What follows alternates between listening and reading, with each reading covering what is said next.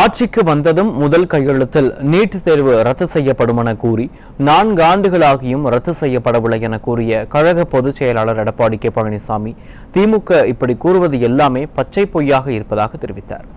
மக்களை காப்போம், தமிழகத்தை மீட்போம் சூறாவளி சுற்றுப்பயணத்தின் போது தஞ்சாவூர் ரயில் நிலையம் அருகே பேசிய போது கழக பொதுச் செயலாளர் இதனை தெரிவித்தார்.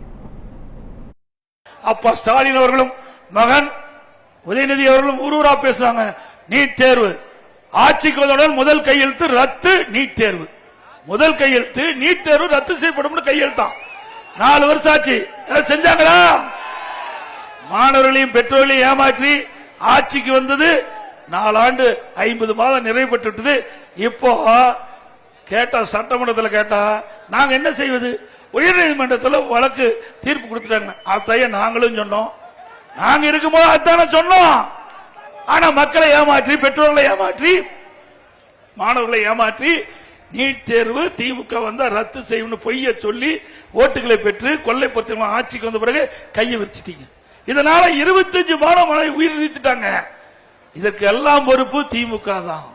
அதுக்கு பிறகு உதயநிதி ஸ்டாலின் சொல்றார், நீட் தேர்வு ரத்து செய்வதற்கு ரகசியம் இருக்குதுன்னா ரகசியத்தை பூட்டி வச்சிருக்காரு.